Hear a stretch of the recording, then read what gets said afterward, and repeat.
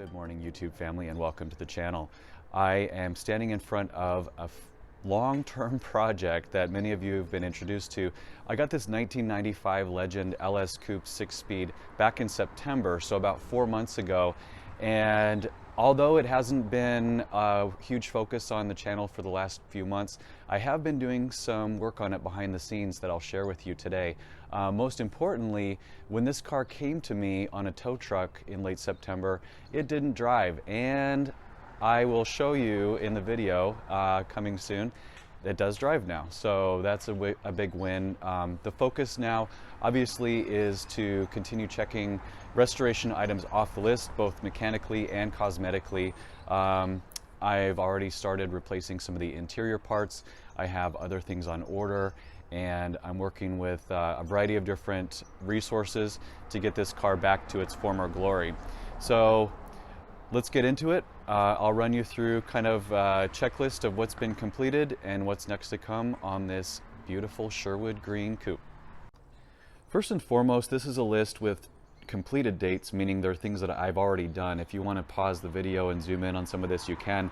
A lot of it's pretty just nitty-gritty, basic, small nuts and bolts, but they are things that I, being a detail-oriented person, wanted to take care of. Primarily, I think the big win on this car is that reviewing the engine bay and understanding more about what's going on with the fluids and things is what I attribute to getting it driving in the first place. So more to come on that, like I said, in a little bit. But let's also take a look at what is next on the list. And again, this is quite a comprehensive list. Everything in yellow here is what's priority in terms of next to come. And obviously some are more important than others. As you can see, I've made notes in the right-hand column about donor cars. Some of you might be wondering what that's all about. So let's look at some of these projects that are in my backyard. Here we have what looks to be a pretty decent Sirius White Pearl 94 Legend LS Coupe. The problem is when you get around to the driver's side, there's not much left of it. Unfortunately, this car took out 2 different trees under its prior owner, who was a friend of mine. Her husband was headed to work and had a pretty severe wipeout. You can see the indentation where the tree trunk left an impression here. But the good news is I got a hold of this car for basically just the tow fees. And guess what? It had a complete Type F interior that was in remarkably good shape for 268,000 miles. So as you can see, I've already gutted this thing basically down to the carpet and pulled everything that I think I'm gonna need out of it for now. So this car will not be put back on the road. It's basically here for the purpose of donating parts to that Sherwood project. Another car that some of you who were here for the National Acura Legend meet in October saw is a 6-speed manual L model coupe. So this one has some modifications done to it. Also took a pretty severe hit to the driver's side, but this one actually runs and drives. So still figuring out sort of next steps with it, but I'm able to use quite a bit of parts off of it, and a few of you who attended NALM already salvaged a few things off of it. But really cool to have basically 2 complete cars that I can work with to get that Sherwood right back where it needs to be. With all that, check out the next few segments and watch some of the initial transformation of this 95 LS. I'm getting this Legend set up as a showpiece, believe it or not, for the upcoming National Acura Legend meet, which is next week. You'll get a kick out of this little ensemble here. Figured what better price to ask if I were to sell it, not that I am, other than the actual MSRP. So huge thanks again, as always, to my friend Jason for piecing together this replica window sticker.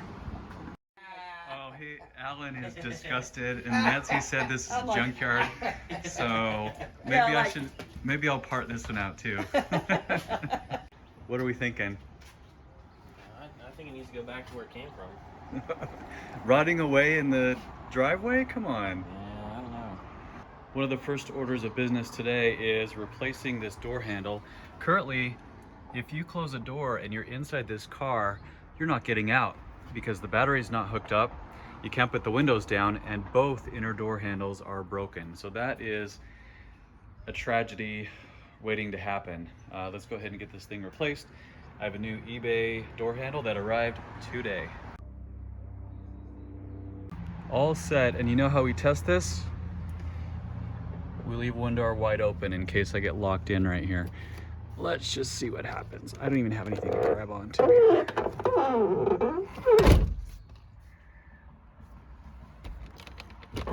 Boom. All right.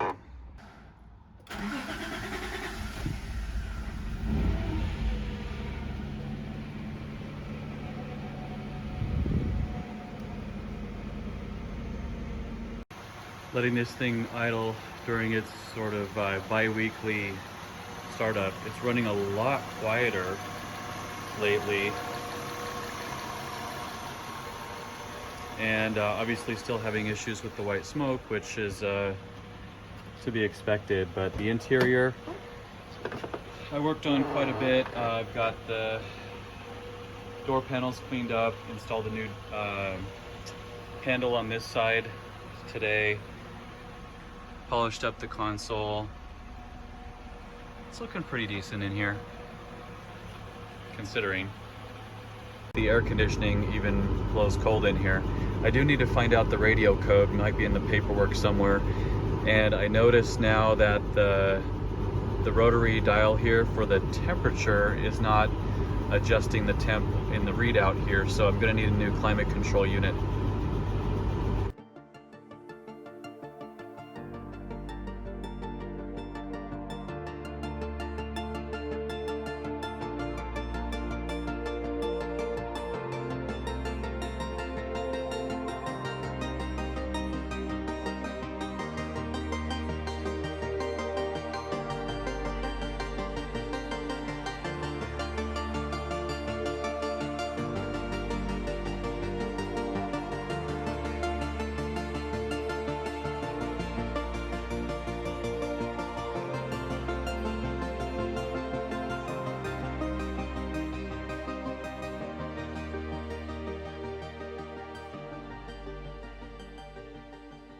My routine for the last few months with this car. It hasn't really left this spot because it can't.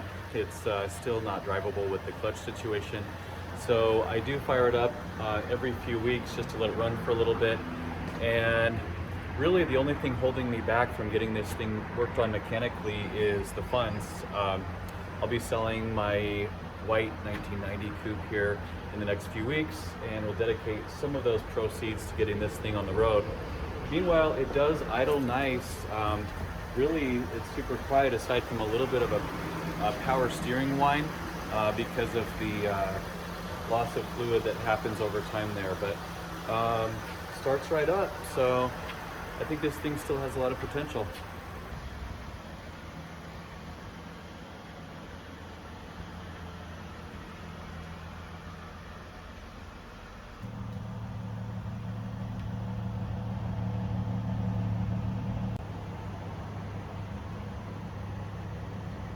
These will be my donor seats for the 95 LS.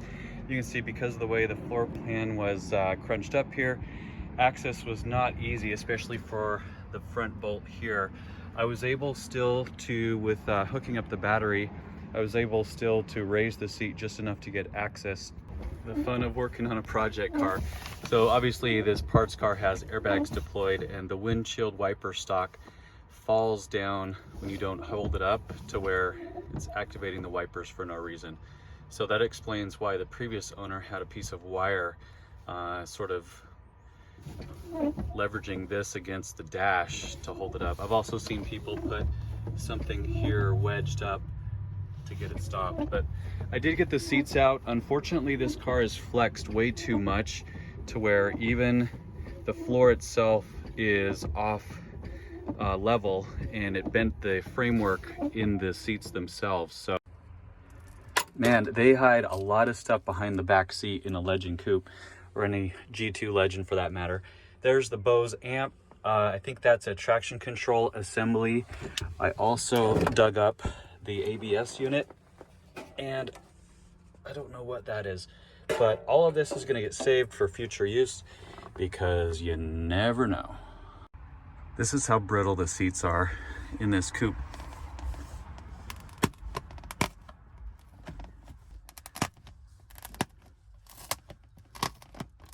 I completed the rear seat transplant.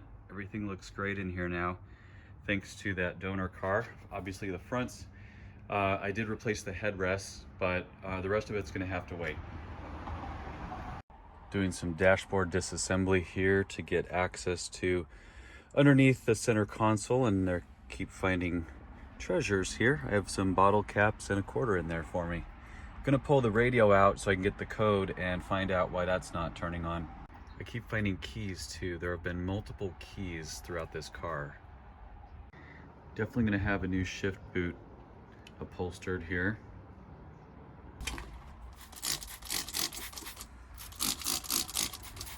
Starting to collect quite the inventory here of spare parts. This is absolutely insane, but tonight I went to just do like a regular start on the car, and I noticed the clutch pedal was up. So clearly there's like some pressure building again in the slave cylinder. And I decided, because I was feeling kind of confident, to actually take the car around the block. And I'm putting gas in it now for the first time, but I created a completely massive smoke show for the people here at the gas station, just billowing massive white smoke. Anyway, I don't care about that. I'm just thrilled that the car is moving and driving under its own power. So, pretty awesome win. January 17th, 2022.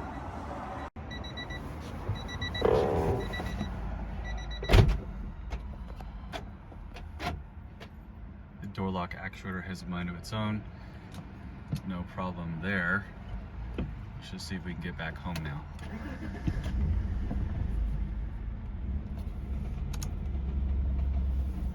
Suspension is like super creaky.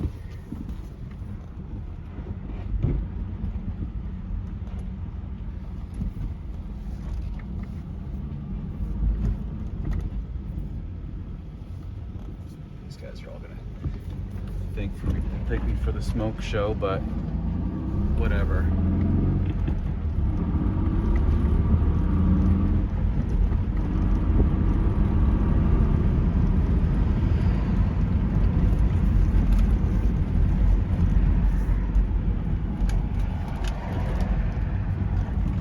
It is running and driving. I cannot believe it. This car was sitting since September with the clutch pedal on the floor, and one day I go check it and it's got pressure again. I don't know. Anyway, lots to sort out on this thing still, but by gosh, by golly, it is a driver.